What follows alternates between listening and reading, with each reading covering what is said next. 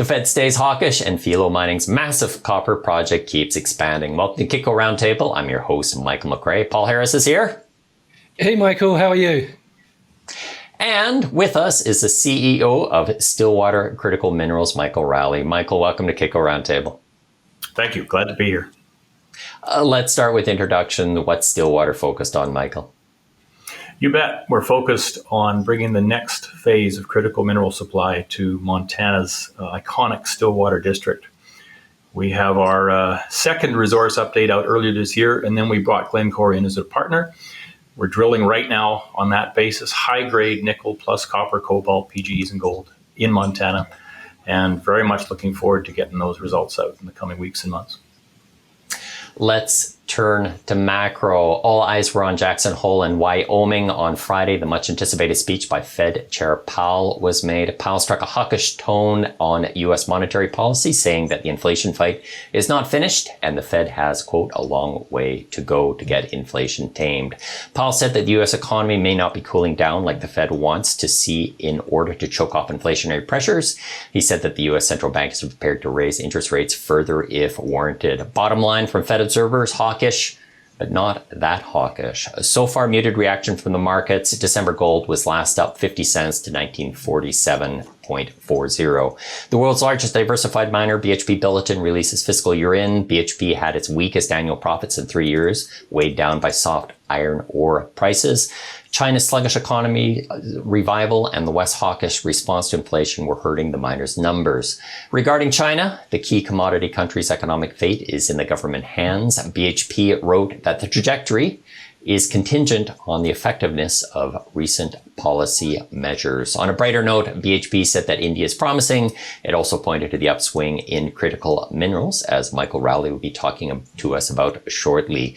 BHP has dropped 5% year to date. Same old story with copper. The metal pulled back on Thursday after 5 sessions of gains as unease surrounding high interest rates, curbing global offset optimism and an uptick in demand in top metal consumers in China. That according to Reuters.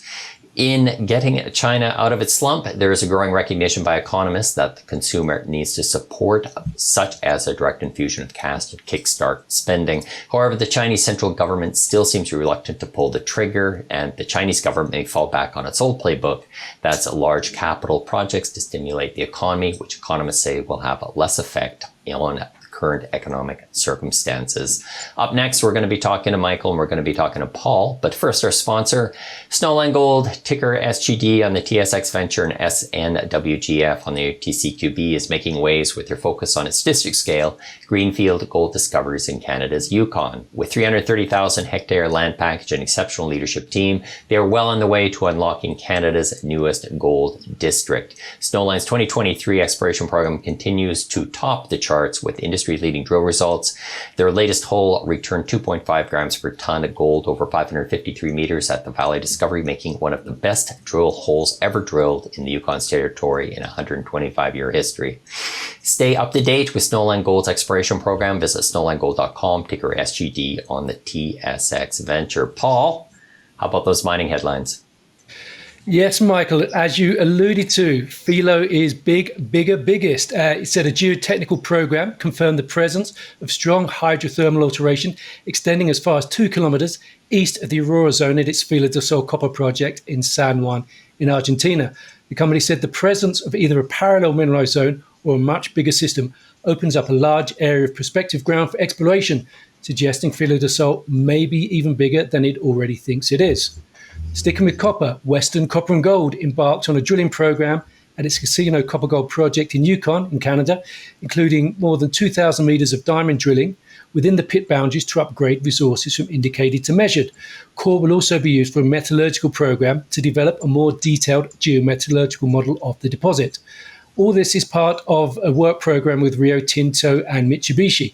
Rio Tinto owns 7.8% of the company and has certain investor rights until late November. Is this the final tire kicking before an offer? Perpetua Resources was awarded more federal money to demonstrate a fully domestic antimony trisulfide supply chain for use in munitions. The company received an Ordnance Technology Initiative Agreement grant of up to $15.5 million from the Department of Defense. Perpetua plans to conduct a pilot plant study to produce military specification antimony trisulfide and design a full-scale process circuit. Perpetua is looking to be able to make a construction decision on its stibnite project in Idaho in late 2024. Not all good news this week. Lucara Diamond announced a short-term extension of the maturity of its $50 million senior secured working capital facility and a deferral until November of the requirement to place $53 million in a cost overrun reserve account as it seeks to restructure its debt. The debt is to fund the development of an underground expansion at the Caraway mine in Botswana, which the company said in July would cost 25% more than budgeted and include a significant delay.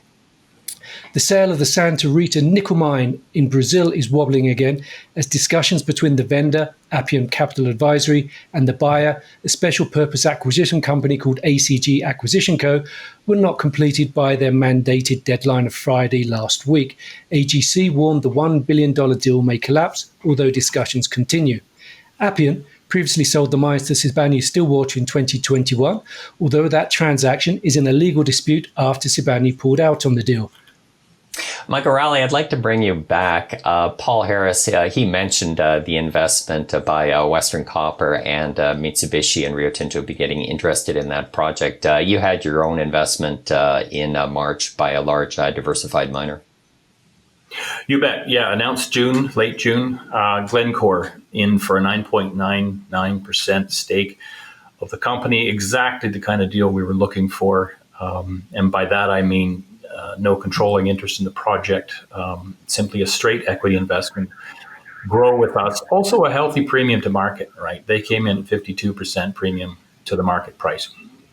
So we're drilling with those funds right now. I have to say they're excellent partners, and we're truly enjoying their depth and their expertise on the technical committee.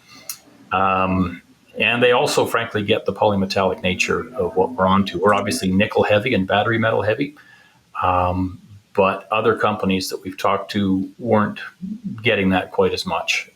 I think Glencore is a really good fit for us, and we're looking forward to growing with them. Focus very much on growth and expanding that January 2023 resource estimate with a focus on that high-grade nickel in particular. Michael, can I just sort of jump in with a question there? You said that the deal was perfect for you because it was an equity investment, not at the project level. So, assuming everything goes well, what are the potential next steps for developing your relationship? Will that stay at the corporate level, or do you anticipate that at some moment the relationship would turn more to a project-specific level? Entirely possible, but for right now, frankly, speaking as a junior exploration growth stage company, we need to keep all options open, right? And we need to return good value for shareholders. And people look to juniors for a multiple. The deal structures that we've had offers on to date at Stillwater have been the usual 51% earn in for money in the ground, and then at their option, take it to 80%. That's not Glencore necessarily, that's other parties. We've said no, but let's keep talking, to those parties. As for what's next for us, drill, deliver results, get the price up. We have 1.6 million in warrants at 25 cents Canadian, a further 6.6 million in warrants at 30 cents. And then there's Glencore's warrants at 37.5 cents. So with any kind of a functioning market, and if the core delivers the way we think it's going to deliver from the summer program right now, I think we can get there and bring in that even $13 million right there through the winter months. Next year, wide open for discussion, subject to market, subject to some other conversations we have underway. But I wouldn't rule out bigger groups, other groups, coming in as well. The project certainly is worth big programs, and we're permitted even to complete bigger programs. Now, Michael, you do have a polymetallic focus with what you're doing there. You have the PGA, the nickel, copper, and cobalt, as well as gold. Difficult to explain to investors? Yeah, and people don't particularly like equivalence, but then they also don't like reading a string of 7 or 8 assay results in a row as well. So it's, which one are you gonna run with? It is difficult to relate a polymetallic story sometimes. And then there's the fact that, these magmatic projects, as you know, cover a spectrum from being nickel heavy and copper heavy right through to being PGE heavy. So you've got Voisey's Bay on one side, and then you've got something like maybe my neighbor's deposit, JM Reef, which is the highest grade in the world of PGEs, low in copper and nickel. You've got that spectrum. We're nicely in between, and that brings an internally hedged sort of a deposit, a commodity mix. In terms of aspirational peers, we like the Platte Reef projects. And of course, we have the correct geologic setting in one of the world's largest layered magmatic systems to bring that model in. And then we've got two ex-Ivanhoe geologists on board, senior ex-Ivanhoe geologists, to lead the charge. So in terms of aspirational peers, we like that Ivanhoe, Platte Reef, Anglo-American, Mohalaquena blend of commodities. You're beside the operating Sibanye-Stillwater operations. How's Sibanye doing right now, Michael? Their operations in the U.S. are ongoing. Obviously, they run 3 mines, 2 mills, and the smelting refining operation right beside us in the same complex. Their costs have come up in the U.S., and I think with palladium price where it is, that's given them a bit of a squeeze. I wouldn't rule out palladium, platinum increasing in value from here, and frankly, I like them as a buy. I know they've had some challenges in South Africa too, and they seem to be working through those as well. It's worth noting that we share a district with a $20 billion major by market cap, and we just brought in Glencore to the district as well for the first time. So that's an interesting setup to have two majors present. Now, the governments have been championing critical metal industry. I think that's kind of one of the top trends since I talked to you last, Michael. But have you seen any tangible benefits that have kind of come down to a company like yourself? Yeah, that DOE RPE grant that we announced with Cornell University, that's probably the most obvious example. We've been partnered with the USGS as well on a technical level now for 7 years on the project. They've been studying the Stillwater complex for decades. They finally have some money to do it with. This is beneficial for us because they're the gatekeeper for a lot of that more technical money under the IRA Act, particularly the Earth MRI program. Rio Tinto is doing a large survey west of us with the USGS looking for critical minerals in Montana. We have a number of proposals in under that, in addition to just expanding work with the USGS that doesn't really attract a news release, but is very real.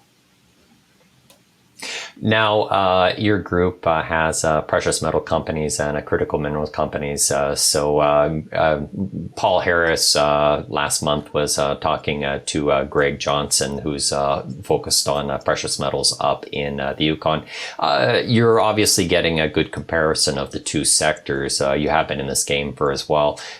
How do they compare yourself? How do these two sectors look, Michael? Yeah, that ties back to your earlier question about being a polymetallic.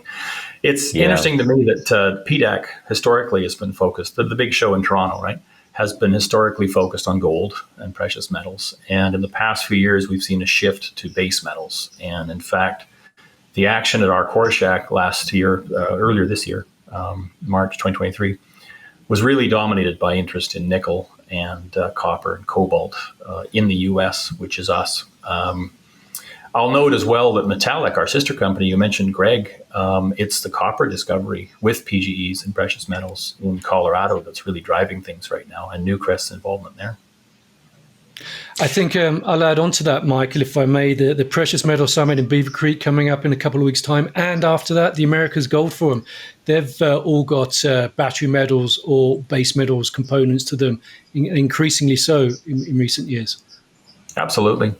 Yeah, we're seeing, you mentioned the Indian Critical Minerals Act. They're just the latest in a string of jurisdictions to announce a focus on critical minerals. The US kind of started it, EU, Canada, Australia followed, and now India. And we've got 9 of them in a district that's historically produced critical minerals. Even our ground has produced copper and nickel, historically. And then, key point about Stillwater, high-grade chrome produced during the war years was subsidized by the U.S. government from the broader complex that we're in.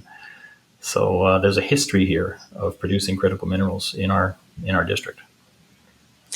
Now, in your presentation, Michael, you had a CO2 capture piece, which I found kind of surprising, just kind of giving the stage of the project right now. Why'd you do this, and how's the tech for doing CO2 capture?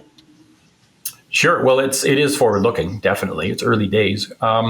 We have ultramafic rocks, obviously, and those have a basic capacity to bind CO2 passively. They will do it if you simply leave them out in the atmosphere. There's a question of economics there, and can this be worked economically into a milling operation? And that's what we're looking at. With that Cornell grant, we're also looking at more active ways to sequester carbon. So you're now looking perhaps at a direct air capture, perhaps from some of the oil refineries in Billings, a point source CO2 emitter. And you're either utilizing that carbon in the form of organic acids in a hydromet system, or perhaps you're making a carbonate product that goes into Portland cement, or even into the tailings back underground or something. It's all possible. It's early days, but it's something that excites us. And it's frankly the mining industry being more than just the essential supplier of the critical minerals to drive this transition. It's the mining industry also decarbonizing the atmosphere. It's exciting to us. Now, is this somewhat common with nickel projects? Because does it have something to do with the rocks? Because I think of FPX Nickel has got their spin-out, which is carbon lock with Quinn, and then also Canada Nickel's also been talking up its ability to lock carbon as well too with its rocks. Absolutely, yeah. It's not unique to us. It's a question of exactly what minerals you have, and then how it fits into your proposed mill flow sheet and tailings plan. Brucite is one of the most preferred minerals to have. It's a magnesium oxide. If you've got that, it's kind of a no-brainer. And then you've got sort of a spectrum there of minerals that may or may not work. Now, you've been in the space for a while. I noticed that you've got the desirable domain, criticalminerals.com, for the site. What's been the key developments that you've noticed over the past handful of years, Michael, in the space? Well, it's that focus on critical minerals. And we mentioned jurisdictions seeking to secure supply within their borders. That's remarkable, frankly. And for us to be approached by automakers, even end users, looking to secure supply within North America, that's telling. There's a lot of fear what might happen 5 or 10 years out. We were quick to grab that criticalminerals.com URL. I wish I could take credit for that, but that was Chris Ackerman and our team that thought of that. The trend has been there for years, but I've been on this project since 2017. Previously, we called these strategic metals and commodities in the U.S. And when I said that, typically the American audience would jump right to rare earths because that's what they understood sort of 5 years ago. Then we saw the critical minerals list from the U.S. government, and then the actual act around it and the tax credits and the grant funding. Now it's become a term that other countries have followed as well. So it's very real, and it's, people are even talking about the weaponization of these commodities, which is a pretty hyperbolic language, but it's also not crazy for what might come next. I think critical is a much better word anyway, because it really conveys a sense of urgency in a way that strategic does not. Yeah, absolutely. Yeah. Let's turn to our number of the week. Michael, the guest always goes first. What's your number? Well, I'm going to start easy here, and the number is 1, which is the number of producing nickel mines in the U.S. right now. Behind that number is the 40 million pounds a year that the U.S. produces of nickel.